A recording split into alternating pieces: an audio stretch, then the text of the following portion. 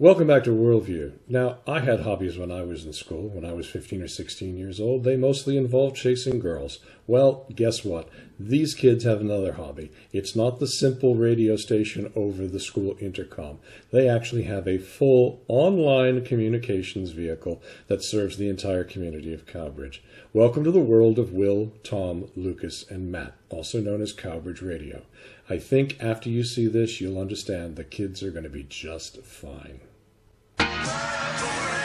Your community, your station. This is Cowbridge Radio. For once in my life, I have someone who needs me, someone I've needed so long.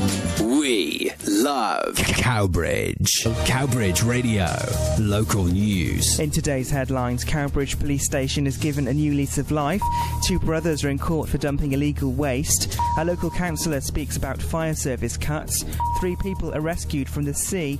And there's a mashup for the X Factor. You're listening to Cowbridge Radio, local news. You're all full-time students, so how does it work being a full-time student, having a love of music and a love of radio, and producing this on a regular basis?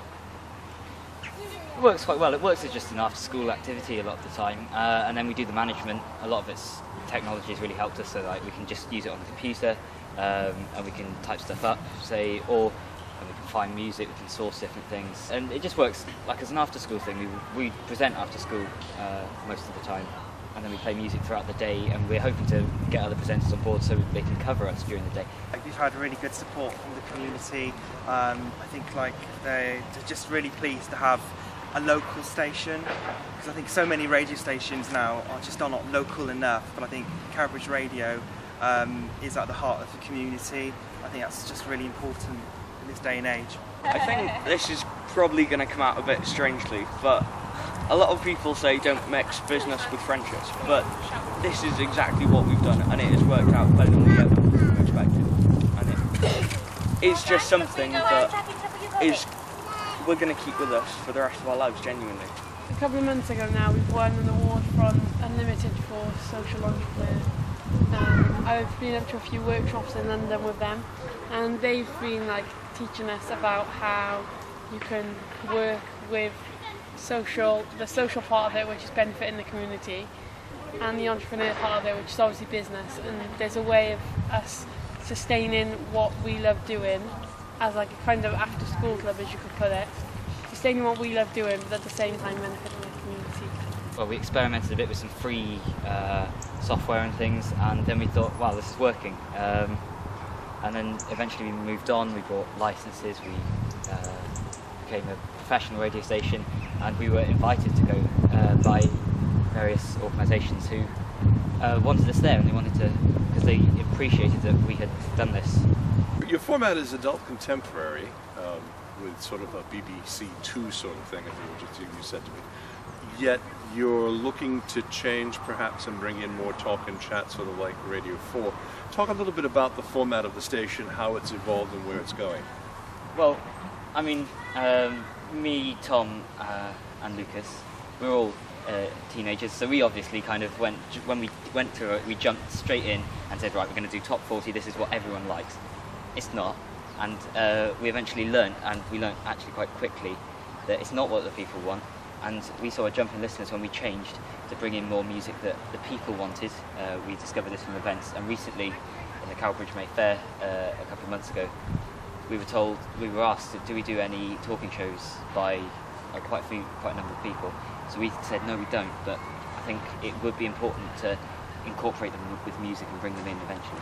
Now, you guys rely very heavily on social media, Facebook and other sources. Talk a little bit about how important social media is to the Cowbridge Radio effort. I mean, a lot of our stories are shared, and it's a great way to get people, not only from our age, but from a range of ages, just on board and with the station, because we can provide a link to our website and they can listen from there. And also we can post different updates about different things that we're going to, different things that are on air at the moment. I mean, all of us have access to post stuff on the account. Facebook, Twitter and all of that. It's a really good effort. We sometimes put things up on our Facebook page about news, and they get shared. I think one of them got shared about 130 times. which obviously that's like really good for us. It's getting the point across in a way that's current, that's going to mix with people our age that might want to get involved. Having a local news service and, you know, posting just something that's just happened on Facebook, I think that's so brilliant really for our station. Talk a little bit about how you guys really got this thing started and going. The ball started rolling and then we thought, well, maybe we should move off this free account, maybe we should build our way up. So yeah, my dad's helped me to financially to get our proper online radio licence and to fund our servers as well. Well, my understanding is that you now just about fully paid off with the loan that helped to get things started, and how does it feel to be almost financially free and independent as a station? Well, yeah, we almost are. Now we've got some funding from Unlimited, who just funded us with the award.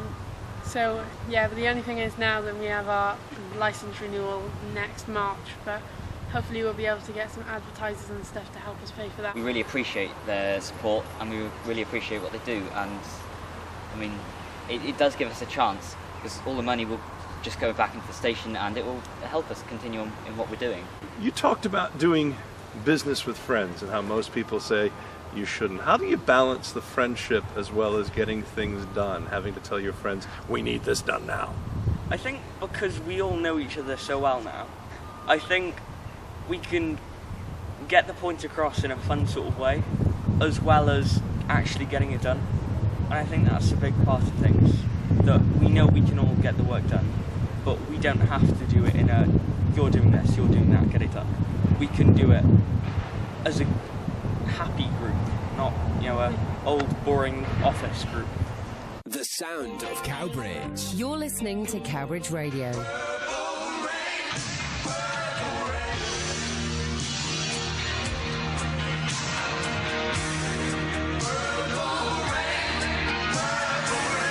Your community, your station. This is Cowbridge Radio.